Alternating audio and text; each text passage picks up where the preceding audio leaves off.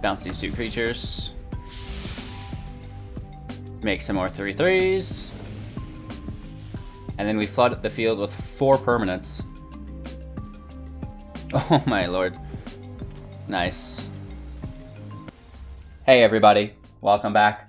Thanks for taking the time to watch Hello Good Game. Today, we're playing free-to-play Mutate. So for me, free-to-play means 0 rares and 0 mythics, allowing you guys as beginners or just free-to-play individuals to really save up those wild cards, at least the important ones, for those top-tier decks that we see competing in tournaments, right?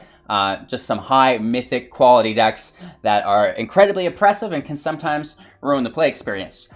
However, we have a complete series of videos dedicated to free-to-play individuals and beginners, 0 rares, 0 mythics, competing at the highest levels of gameplay in Diamond and Mythic. So you guys are in for a treat. We just had the banning of Wilderness Reclamation and Teferi. I feel like the meta's confused. They don't know what to do, and we can easily take advantage of this. So if you find any value within this video, I really encourage you to give it a thumbs up and share the channel out to a friend. It's a great free way to help support the channel.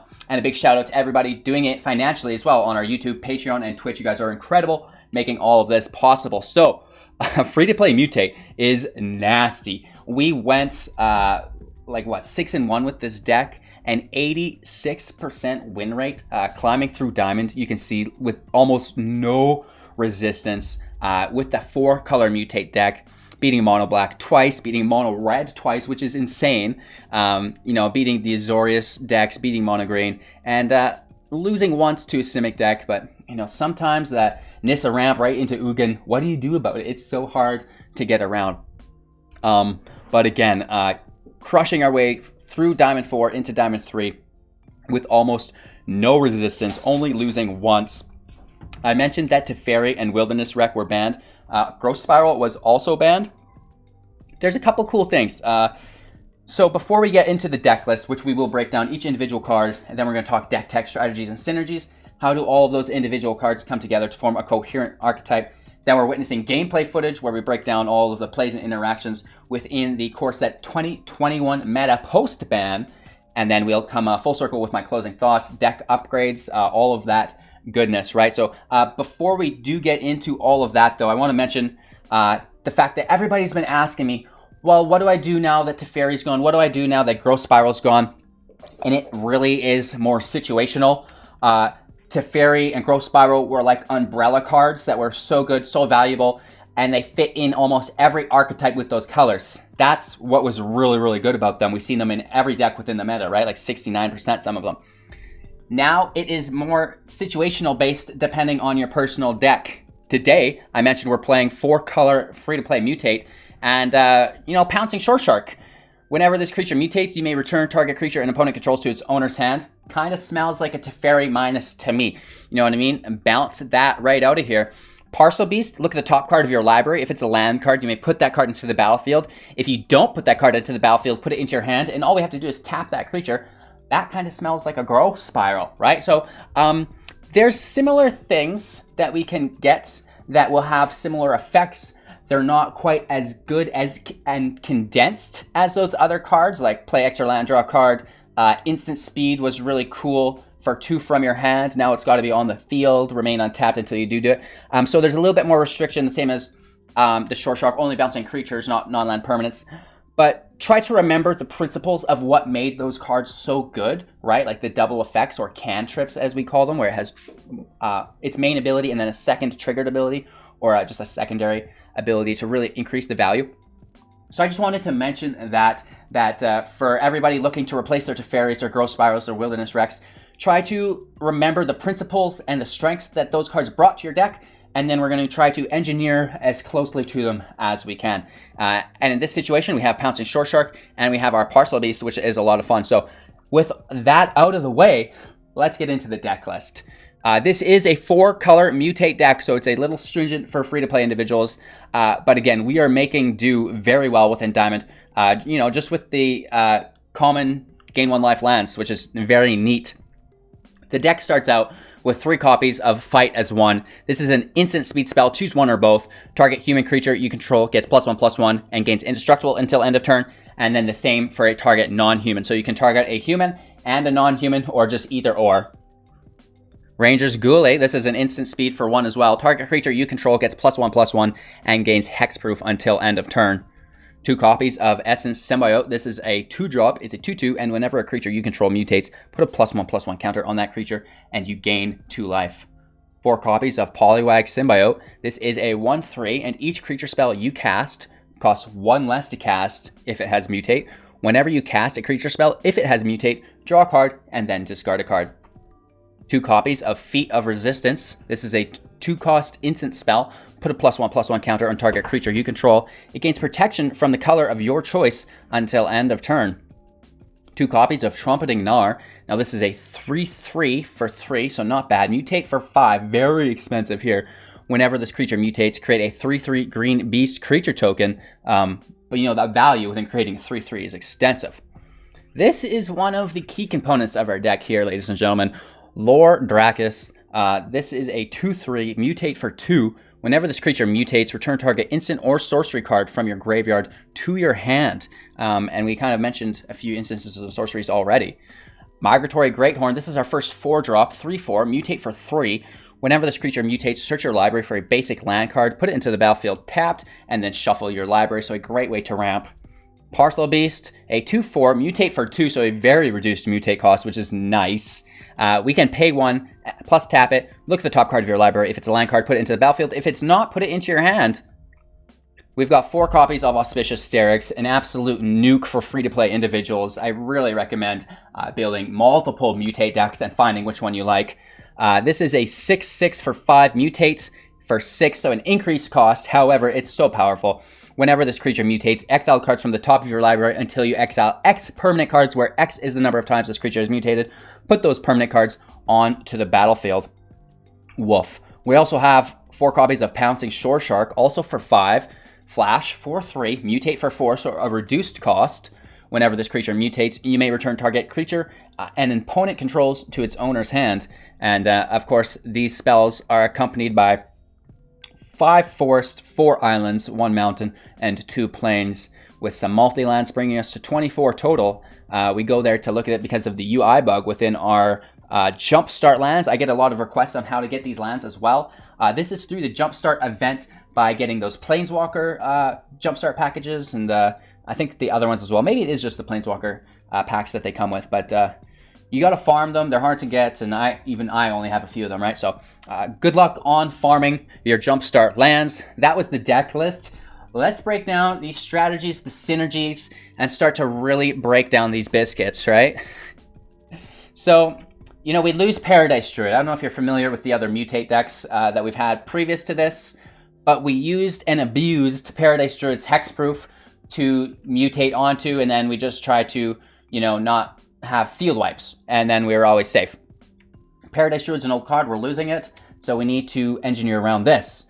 Bark-Eye Troll also is a great hexproof with green, we're losing it as well. So this forces us to be kind of unique in our game plan. So we have ways to still give indestructible, we have ways to still give hexproof, right? We have our Guile, we have Fight as One, we have Feet of Resistance. So a couple really nice cheap ways to still protect, if not our creatures, the one individual mutate stacked, you know, our main stack of mutate, right? So, and these are all instant speed, which is incredibly powerful, especially since there's no more Teferi stopping instant speed play, right? So that's going to be very, very good. And then, you know, we get to play those, and then, well, if I play them, they're going to get a chance to do it again next turn. Not necessarily. Lore Drakkis, whenever this creature mutates, return target instant or sorcery card from your graveyard to your hand. So you can use it, mutate next turn, reuse it, and it'll cycle itself around, which is so cool. It basically gives us permanent protection, similar to the way that Feathered would take God's Unwilling back, right? So a lot of fun there. Potentially we could use God's Willing, maybe, right? That was instant speed protection. So we're already thinking of new ways to modify the deck. Anyways, it works great the way it is. The bringing back of the instances and sorceries are really cool as well, because it has further synergy with the Pollywog Symbiote. Whenever you cast a creature spell, if it has mutate, draw a card, then discard a card. we can discard our instances and sorceries to the graveyard, mutate, pull them back from the graveyard into our hand, right? So it's just a little loop-de-doop that you can do with your spells, so the discard isn't really happening. You're discarding something that you'll get right back, so it's basically like a free draw every time you play a creature with mutate, which is really, really cool. And I feel like it really increases the value of the Pollywog Symbiote. Previously, you were only cycling land away, but now you don't even have to toss your land. You can continue a full ramp, and then just, you know, never lose any value, which, you know, is sick card advantage. What we're all about here. So early game, you know what I mean? You're ramping, you're trying to build that mutate stack as high as you can. You're protecting it, and then, you know, you're keeping his field in check with Pouncing Shoreshark. So if he's playing creatures, you know, you just pop them back to his hand. He now has to re-spend his mana, which is basically giving you like half turns for free. So that's really cool. It's a stackable ability. You can bounce the multiples back to his hand.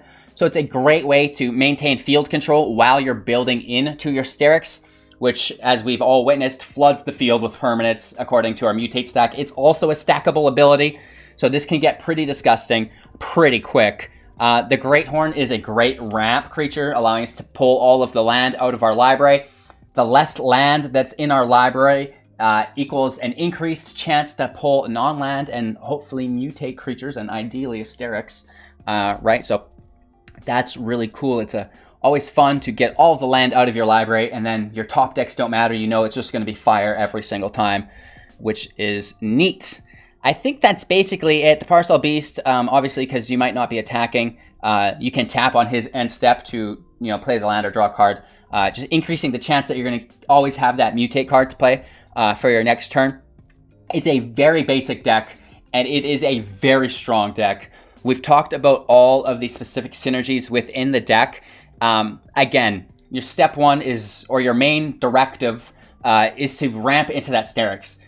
Get your mutate stack out, protect it, build it to the moon, get that Starrix on top of it, you know, the cherry on top, Starrix on top, whatever, and you're just going to win. Your opponent's going to concede, or you're going to have such huge board presence that you can just steamroll literally anyone, which is a lot of fun. It's a best of one deck, no sideboard, as you can see, so it is what it is. I think that it's a lot more powerful in best of one and easily sideboarded against in best of three.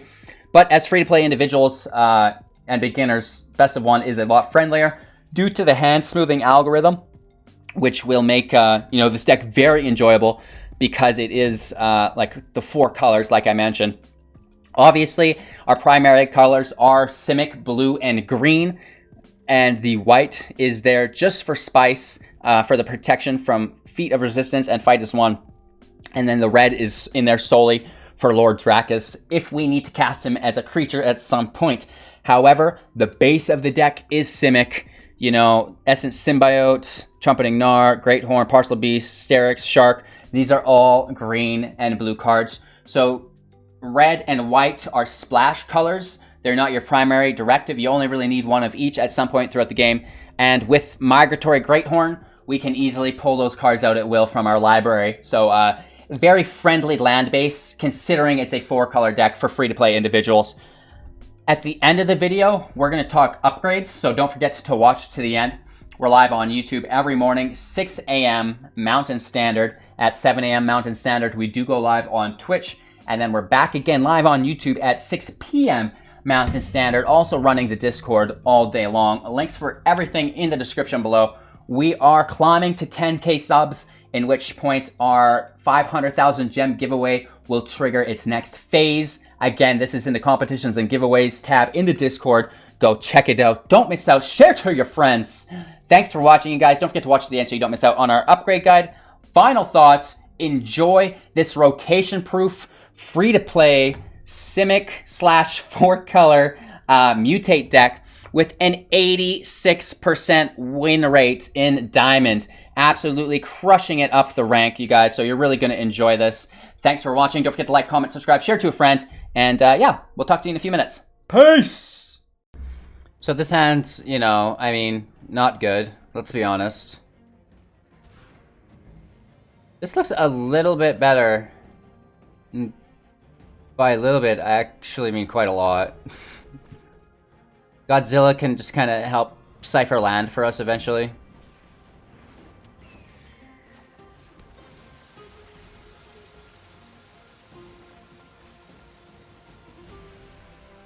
We just really need that fourth land and, you know, hopefully a Greathorn at some point here. That's really going to help us.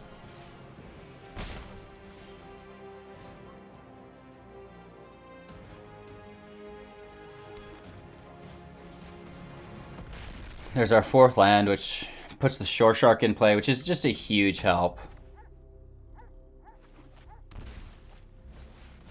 The Eagle.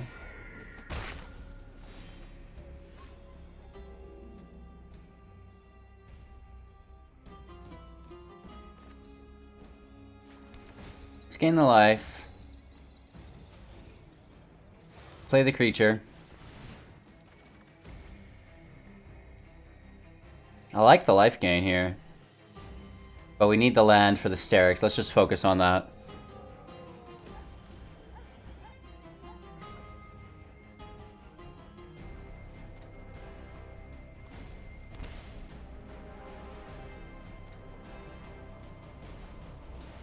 Watcher of the Spheres. He's just playing all his drops absolutely perfectly. Loving it.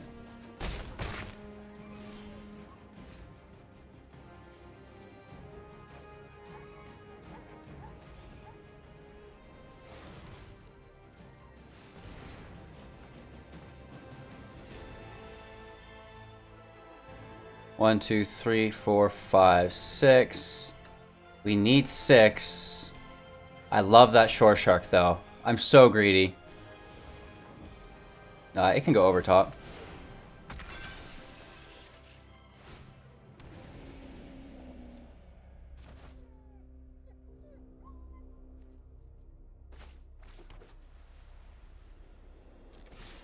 Let's get a little bit of damage in.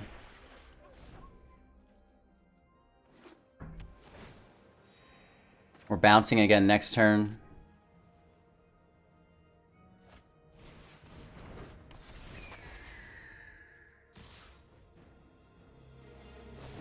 Oof. Hit for 8. That's not good. We pull the land. And it's cheaper though, right? Because of the...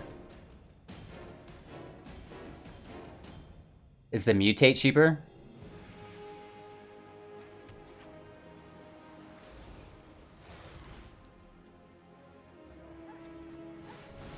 So we do have a nice little mutation stack growing here. Let's get rid of the mountain. Over top. Let's bounce the Watcher.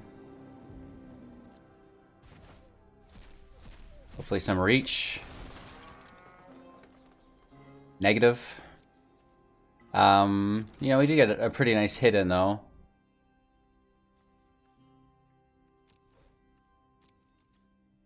We're at 7, so he probably just has lethal, because we have no reach.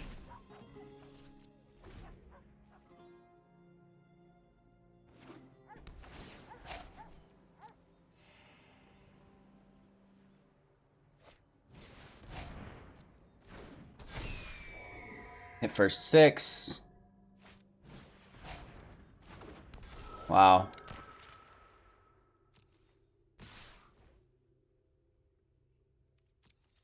Well, he's at 13. And we have another Mutate. Ooh. 2 Mutates.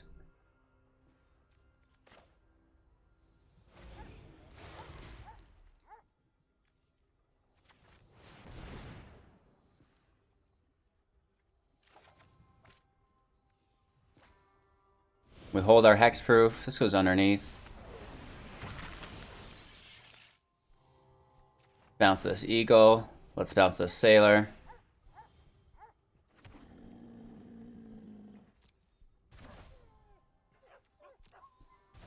Pouncing Shoreshark is so good. I think that gives us close to lethal. 6, 12, 13, 14, 15, 16, yeah.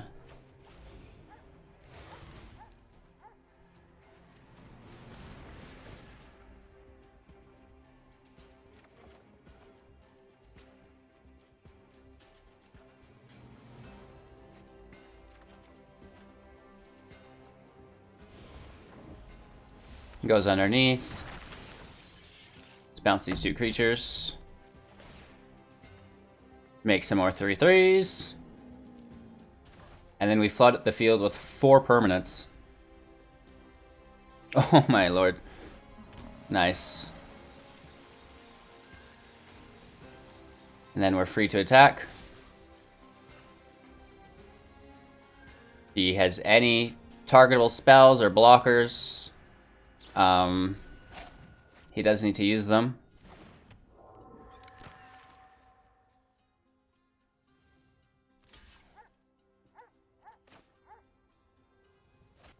We're doing 1, 4, 5, 6, 7, 8, 9, 10. Let's save this in our hand.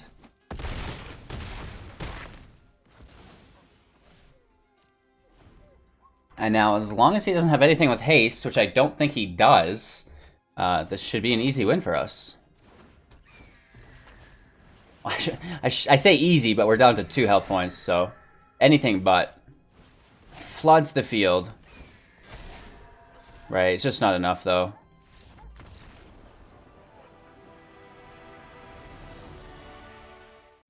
Thou shalt not complain about their opening hands when they contain 3 lands.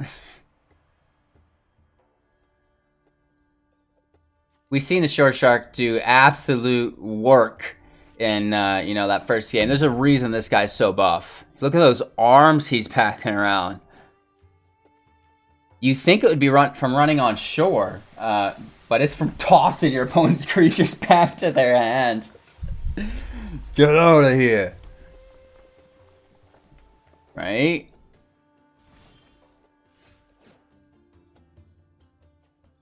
I kind of want to get started, but at the same time... Well, we can mutate with our Parcelbeast. Okay. Let's get started then. Kind of gets away from the shark, which is good.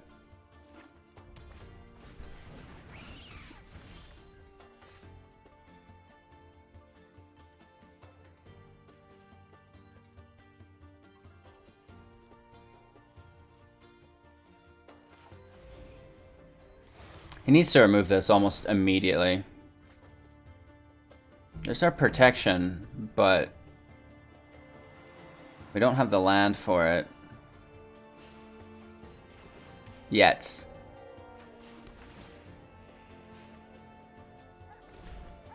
Now if we can mutate this Parcelbeast or the shark, I'm gonna go with the shark first, I think. Yeah. And then we're just resetting his mana every turn.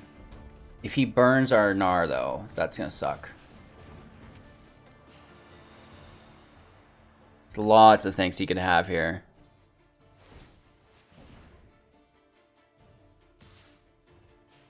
Right, secure the critics for 1. Hopefully, it's a light up the stage though. Yeah, it is, okay. Land, that's fine.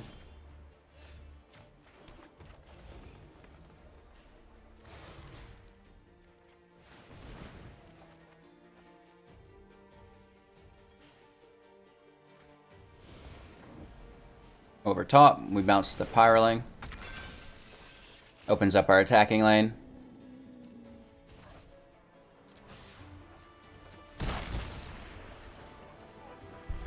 Shoreshark, baby.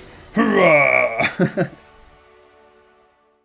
This hand looks really weird, but I'm going to keep it, if solely only to demonstrate Lore Drakkis within the deck. Right, we do have Fight as 1. We have our Guile. So the Drakkis, whenever it mutates, is going to get to bring these back. So we don't have Paradise Druid anymore, so there's no hexproof or anything, so it gets a little bit harder. And then this is free to play, so we're not using Heroic Intervention. So, you know, we have to use like what we have available to us to protect our mutate stack. So we have Fight as 1 and the Ranger. And those can be recycled through our Drakkis.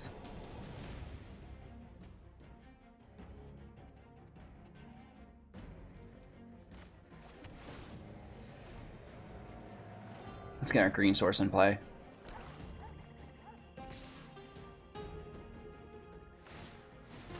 So we can play, which really sucks, he's already so buff. But we should be able to play, our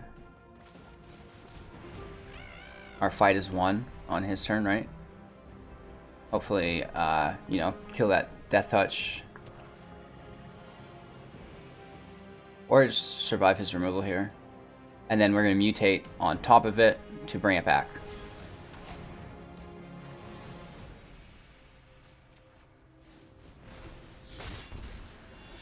Right, just takes 2 damage.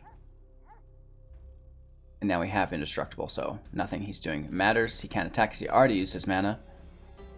And now we continue to stack towards our Starrix, right?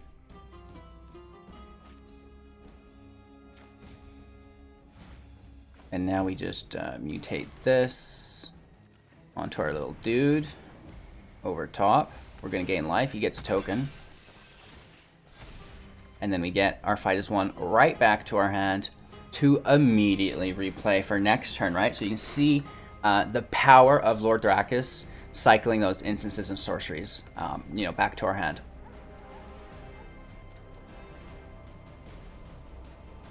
Just trying to build into our Starrix.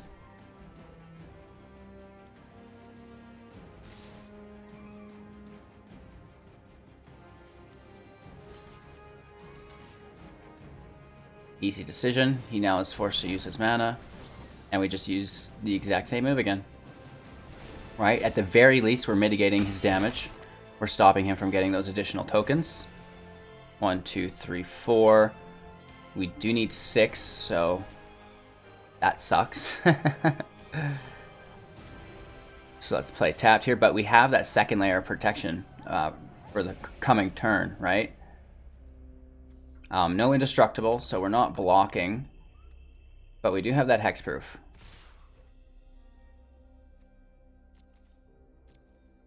It is what it is. He's just dumping mana, which is respectable. Getting hit for 6, down to 13. Ooh, the Scythe.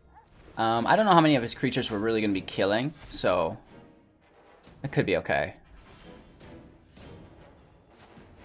I almost just want to Shoreshark it.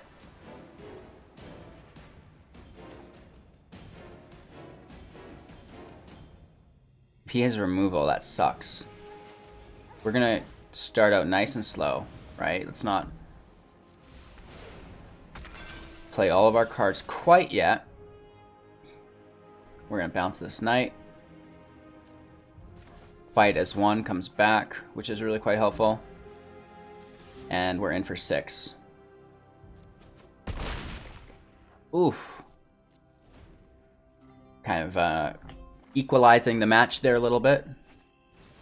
Extinction event, and he's exiling them, and we can't protect with our hexproof or indestructible. Wow. Nice. Extinction event's such a good card. 5 and 1, so luckily we're both odd. And this is 2, so the Scythe will stay.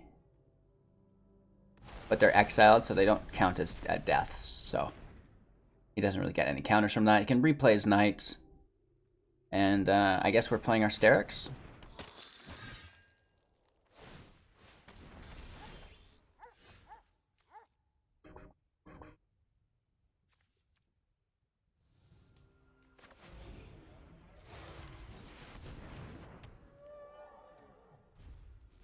So he can get a pretty good hit in here, right? We're still at 15 life though, so it's not the worst, and he's really starting to run out of cards. And we're just starting to stoke the fire, right? So let's try to survive a little bit longer. Yeah, the Death Touch just annihilates us. We don't have our indestructible here, so we get hit for 8, down to 7. Big ouchies, right? But now this is where we really start to pop off, hopefully. Another cheap mutate would be ideal. Nope. Play the land so we can withhold the Tranquil Cove. Doesn't matter. 2 permanents. We get 1 blocker at least. Okay. And, yeah. Let's try to keep up with this damage output, I guess. If he tries to target remove the Greathorn, we do have the hexproof. If not, we're just chump blocking, and then we're doing the Parcelbeast mutate. Okay, that's good chip damage, right?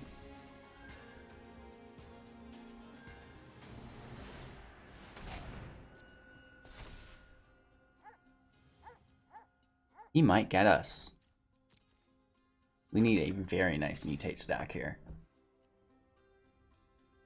We're just chump blocking this. This is what's going to hurt us, though, is that chip.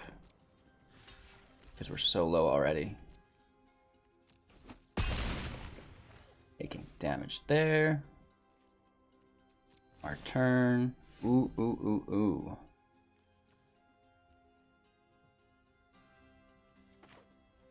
Mutate for 5. 1, 2, 3, 4, 5.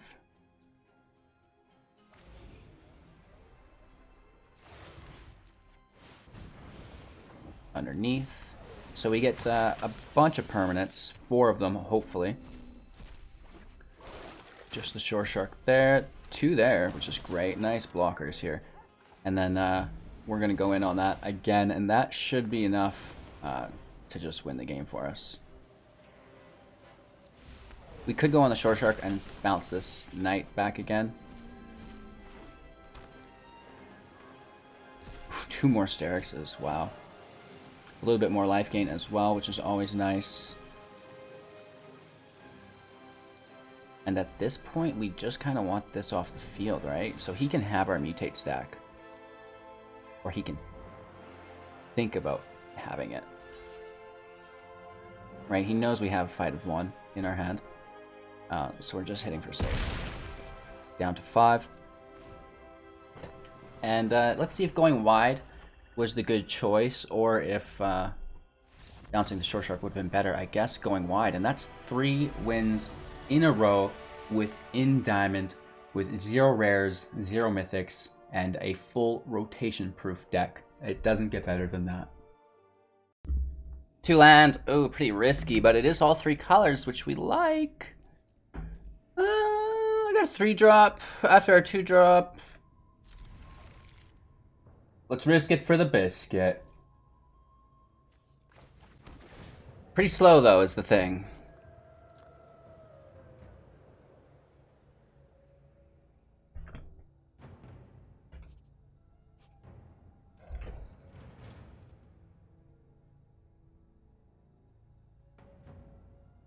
Alright, this is just a nail biter. Mono red, that's not going to be ideal for us. 3 Parcelbeasts isn't really ideal, other than the cheap mutate. We need those lands. And a Shoreshark.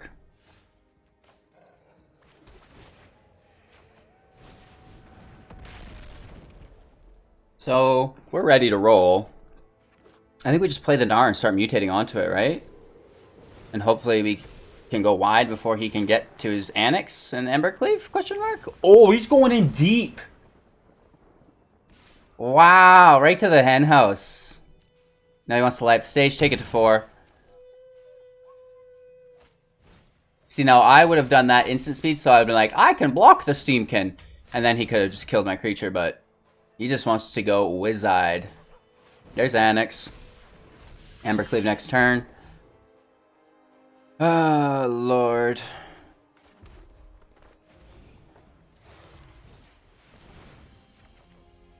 What's nice about this is that we can immediately mutate. Oh, no, we can't. Or can we? Yeah, double red. And we're making those 3/3s. 4 in a row, baby, against a mono red deck who was popping. He can't handle it.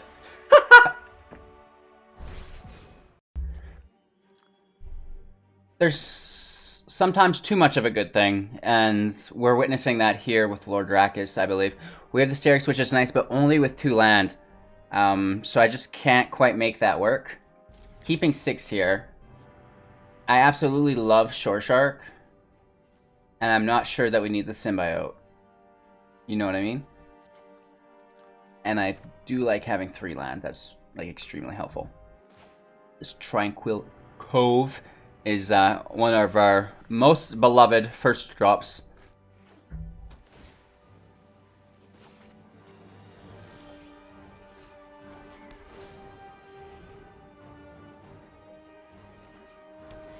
Temir.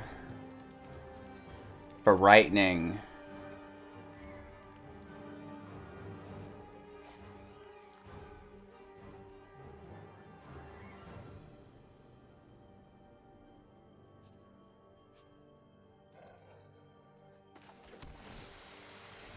We're gonna take it slow.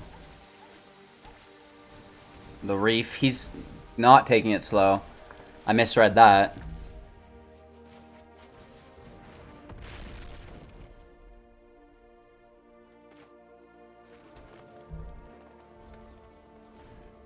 Protection's online. Wow. 2 Reefs. I know it's an uncommon, but good golly, is it a good one? I hope we get some more broken cards like that in Zendikar. Risen Reef seems like a Zendikar style, you know, card.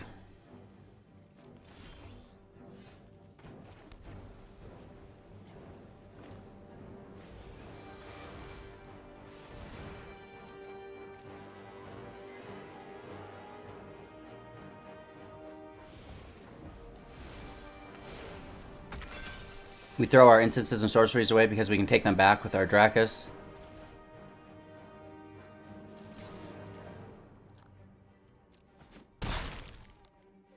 Get our damage in.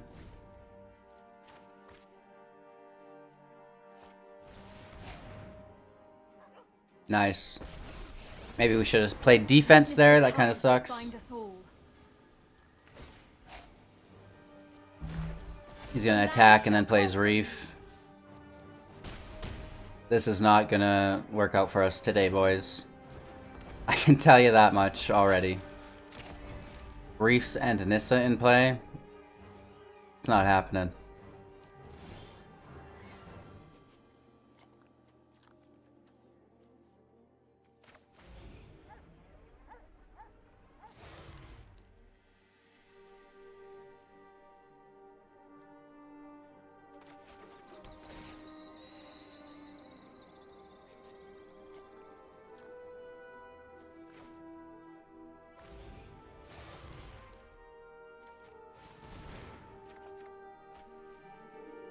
Actually, I should have done the Parcelbeast.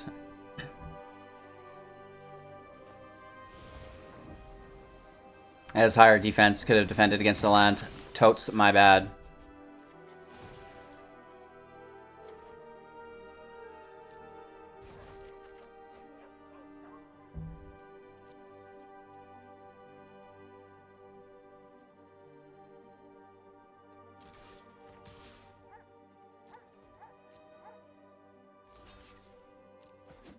I think it's worth it to take out the Reef.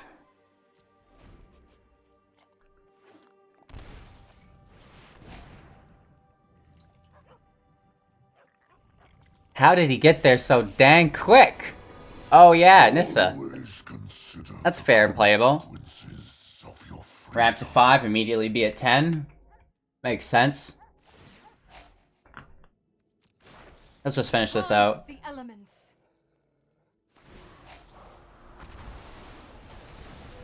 The land will not forsake you. Return to the essence of the multiverse.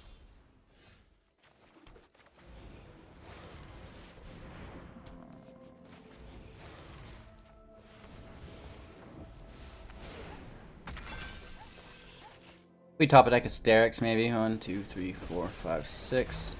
Oh, he plays another Nissa. How lovely. Rise, my elemental friend.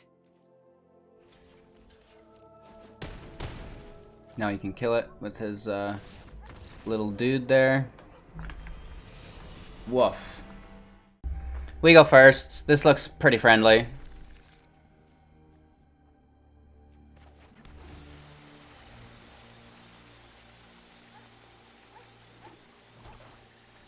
$1979. This guy's got a couple years on me.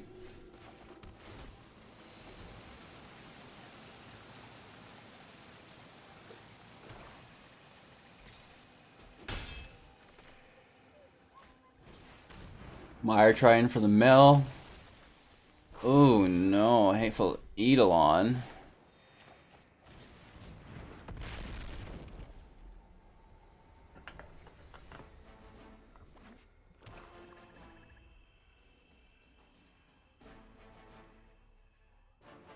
I mean, worst case we get the draw. Well, actually, worst case would get removed.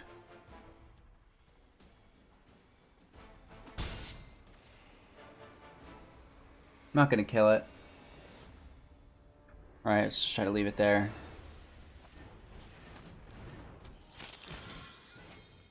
Two knights, wow. And a Scorpion. Wow, how does he even just like have mana for that?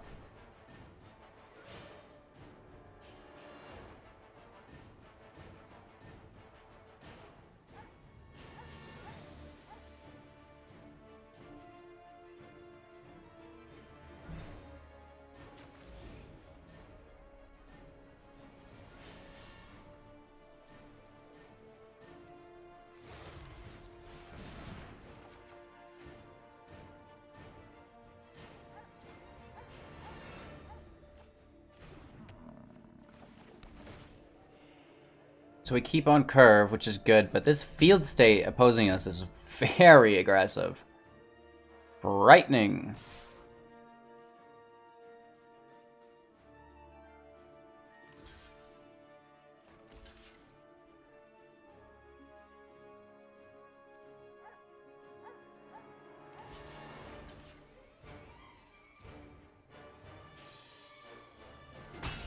Alright, he wants to use Call of the Death Dweller.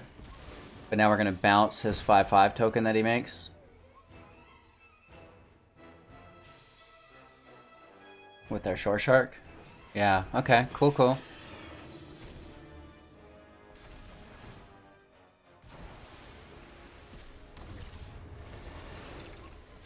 Nice. This is still such a good field state. Makes a zombie too? Oh, stop it.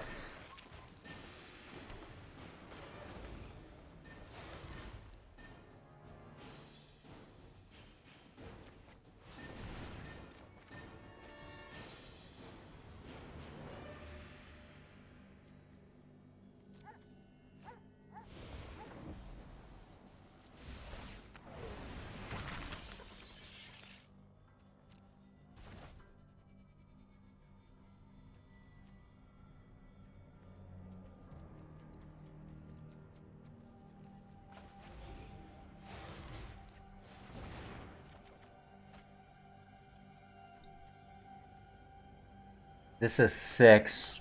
I'm gonna toss the land anyways. 1, 2, 3, 4, 5. Oh man.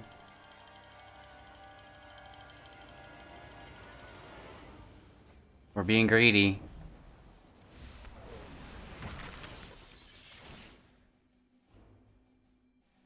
I mean, I guess we just bounce the token still. That's probably best.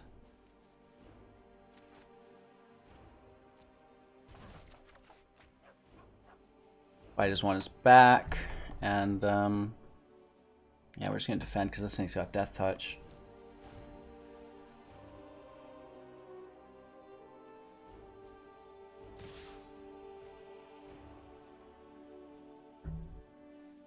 Ouch. Just smacked in the face. All the Death Touch is very threatening. Okay. Okay.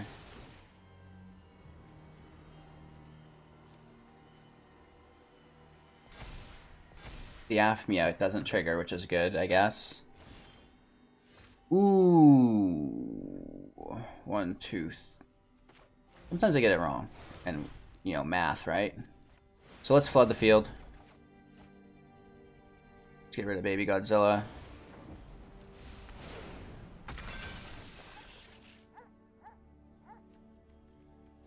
Should start bouncing these knights, I guess. A lot of land there, which is like not good. That's about the worst thing that could have ever happened to us right here.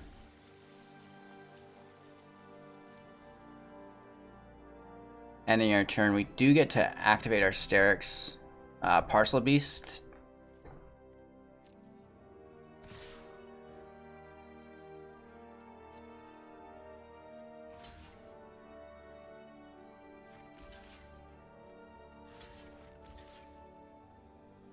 Getting hit for 3, 6. Yeah, that doesn't work.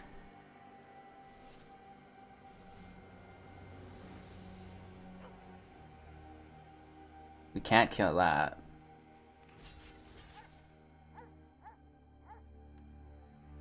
Right? We get hit for 2, 3, 4, 5, 6.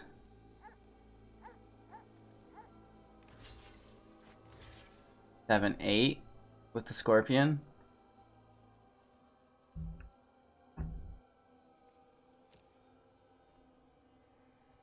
And he's at 27.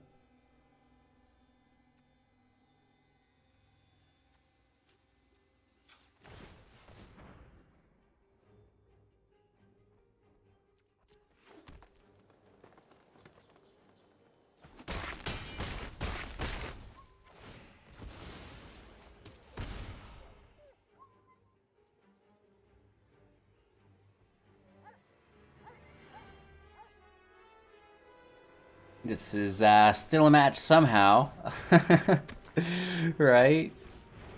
We're gonna need a lot more Shoresharks for this. There's not enough Shoresharks in the world.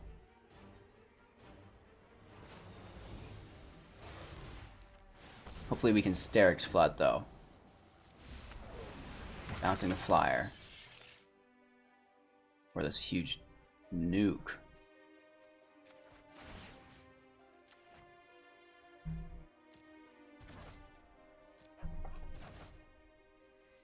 Ooh, okay, a little bit better here.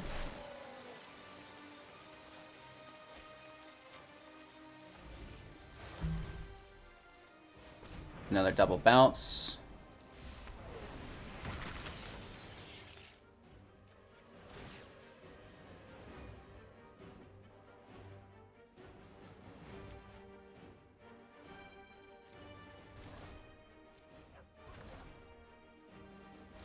Okay. Some more blockers. A little bit of life. I'll take it. I'll take anything at this point.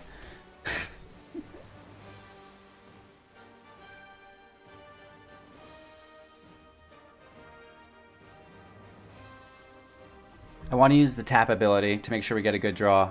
Because if we can keep flooding with Mutate, we could get it. It's going to be close. We need this guy to frustrate and blow up, you know, and concede. That's how we're going to get this win here. Coming back from the brink, baby.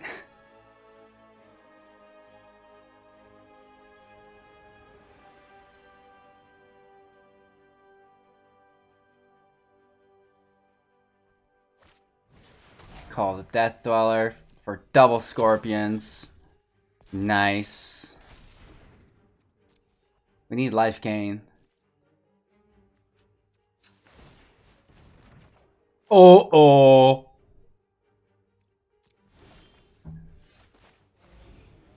I'm down to clown.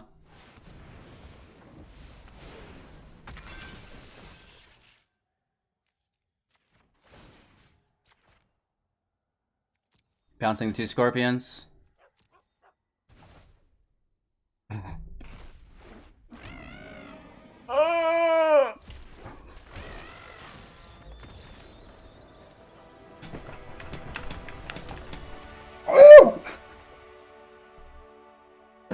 Rotation proof, 0 rares, 0 mythics, free to play, just wrecking people in ranked. Absolutely hilarious. Finally, Migratory Greathorn is making an appearance. suspiciously when we're already stacked with land, but I still dig it. The more land we can pull on the field, A, the quicker Starrix can mutate, and B, the less lands in our deck for our draws. So, you know, a lot of fun there.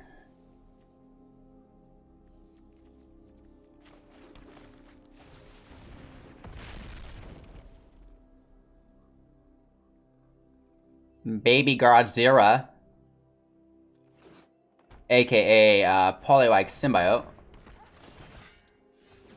Shark. Can we just yell that at people?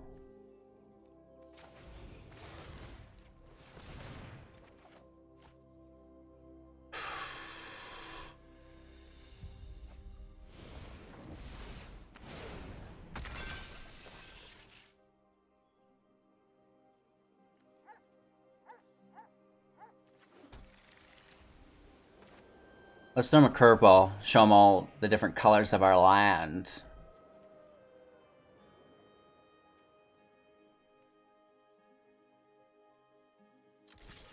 If we attack, we're not a threat, so he doesn't want to remove it, right? He'll be like, oh, I'll save it for later.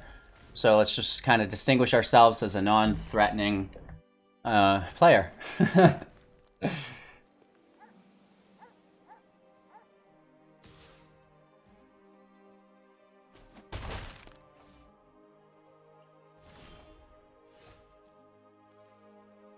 Okay, so we want to be discarding our Guile and then taking it back.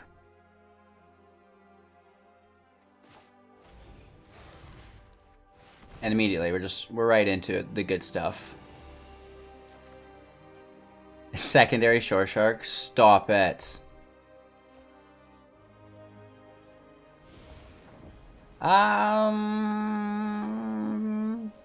Let's keep the high defense.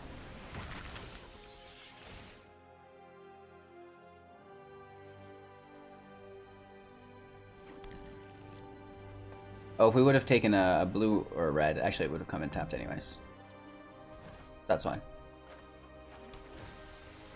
So, free attacking lanes, we're flooding with land. May as well be playing Growth Spirals, right?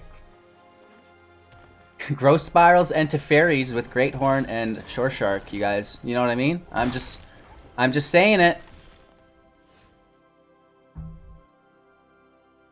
We already have the Shoreshark there, which is just like a ton of fun for me.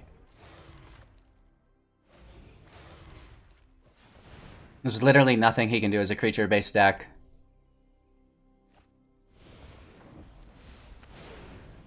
We get 2 lands here. We bounce his creature, which has haste, so that's always a lot of fun.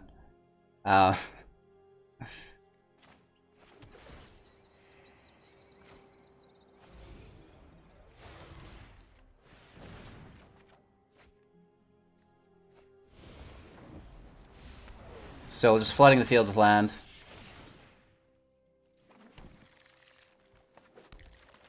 We get our protection back, which was the main objective there.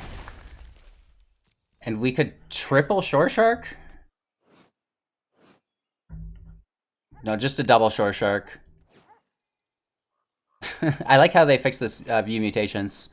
That's really cool. You can see all the different cards separate now. Very, very cool. So we have our Baby Godzilla with a Greathorn on top, and then a Shoreshark, a Drakkis underneath. Or there's two Greathorns, right? Yeah.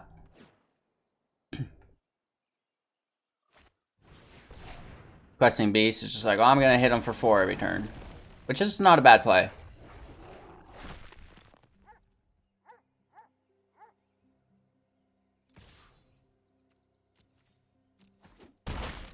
All we need is Starrix, and then, you know, that's kind of how that whole game plan goes.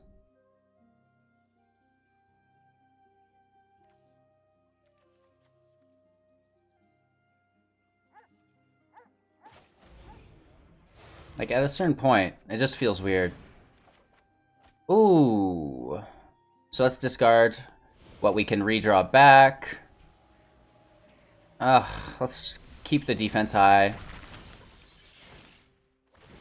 We take our card back, right? So it's like no harm, no foul for discarding, which is, you know, the whole game plan here of abusing that with Lore Drakkis to make up for our Paradise Druid that we don't have. I guess. This Mutate stack is huge. Oh, we should have discarded our Guile. What am I thinking? We just talked about how that was ideal for us. Oh, my bad, you guys. So sorry. So that's all of our land. So it doesn't really matter so much to what we pull, right? It's not going to be land. That's fine. I mean, we're out pushing his questing beast pretty easily.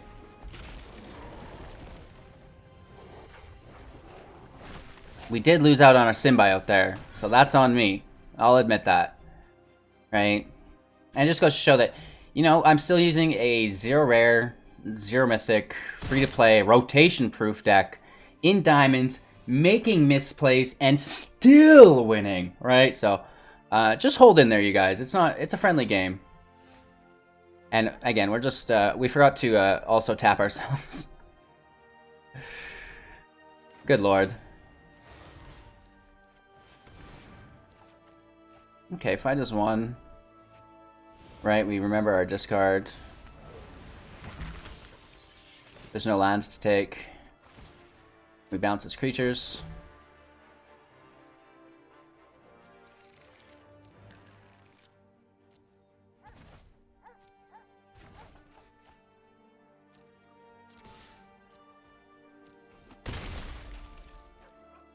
We have lethal next turn.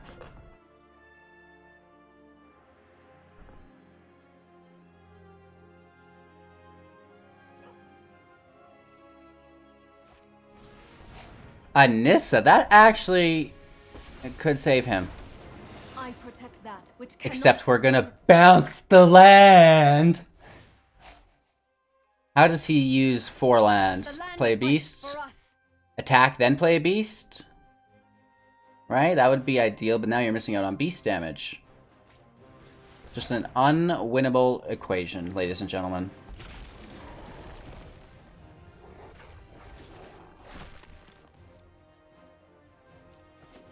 So he takes his 4.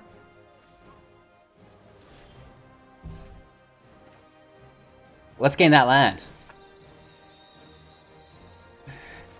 We're gonna toss that Mutate. Is up in the is air. Just discarding the land. We already played a land, so doesn't matter. Underneath. Bounce. Bounce. It's like a really good Teferi. It's like Teferi has a machine gun. -3 machine gun. See you later! And he's totally tapped out. Let's go to 4. Let's go to 5. And let's take it home, ladies and gentlemen. Almost undefeated today within Diamond. Free to play, rotation proof. 4-color Mutate. Everything but black. So just crushing our way through Diamond, like really with little to no resistance. Hey, who knew free to play rotation proof was so powerful, right? I have no doubt I could use this deck to climb into Mythic within, you know, a couple days. Not even, a couple more hours, right? We went from Diamond 4 midway through Diamond 3 in 40 minutes. So, you know, 3-4 hours, I'm sure we could crush this out to Mythic through Diamond. With that being said, I hope you guys enjoyed. Check out our other free-to-play and rotation-proof content. If you go to the channel's homepage, it is all right there for you guys. Let me pull it up for you really, really quick. Also, check out Zootier. A huge shout-out to him. Some of the funniest, most creative videos I've watched recently. But if you go to our homepage here, free-to-play, budget, beginner, boom, boom, boom. Check these out. This is going to be right there as well. And then, of course, we've got our other beginner guides and their standard decks and historic and our brawl. So really, really check out all of the content within our playlist. I've spent a little bit of time organizing it quite nicely for y'all. So take advantage, and big shout out to everybody who's checking out the channel. We are on a huge growth rate expansion Thank you, thank you, thank you. Before we sign off today, though, I'm talking upgrades, right? We get a lot of questions. How do I upgrade this deck? Well, it's pretty easy, right? You hit the search bar, you type Mutate in, we go Mythic, Rare. Okay, this is what we have. These are our options. Not a lot of them. Gem Razor goes in, that's for sure. 4 copies of this. You could make the case for Sea Dasher Octopus. This is a 2-cost Mutate with Flash. So at the very least, this is re-triggering your Mutate stack at a very cheap cost and can potentially activate a draw engine within you. So, you know, that's a good potential as well. But if you really want to get groovy, we are talking Heroic Intervention. And this can really kind of trim a few of these cards potentially, because it gives both Indestructible and Hexproof, whereas the one gives Hexproof and the other gives Indestructible within what we have right now through Fight as One and the Guile. So Heroic Intervention is another great upgrade to the deck. It doesn't change the play style at all. It's the exact same with both the Gem Razor and the Heroic Intervention. And then, you know, we're talking lands. You guys want to put those Triomes in, any rare lands, keep the numbers the same, but if you have a Selesnya rare land, you know, throw that in there. You know, a Breeding Pools, throw that in there, right? So the Triomes are really nice as well, especially since we have so many colors. And yeah, the Triomes are also great because we can free cast them into play with the Starrix. So upgrade the lands, put your Gem Razor in there, Heroic Intervention. That's going to get you started, right? That's going to really up that win rate. You're dealing with any enchantments, any exiles. The only thing that hurts this deck is Extinction Event. It's a bummer. One of my favorite removal cards right now. 4 for black, exile all odd or even your choice, and woof, does it ever get you. So watch out for Extinction Event. Regardless, I really appreciate your time. Thank you so much for watching. We're live on YouTube every morning, 6 a.m. Mountain Standard.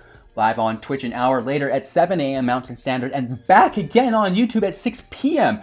Mountain Standard. We're here all day. We're in the Discord as well, continuously.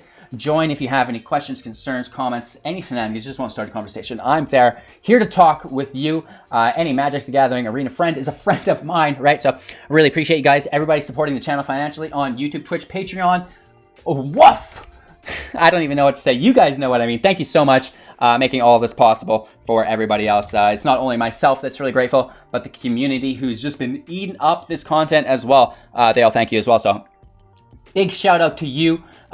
And more importantly than everything I've spouted out today, you guys, go have yourselves a great day. You know, I really appreciate it. That's going to make my day great. Just go enjoy yourself. I want big smiles when we see you here tomorrow. Okay, bye-bye.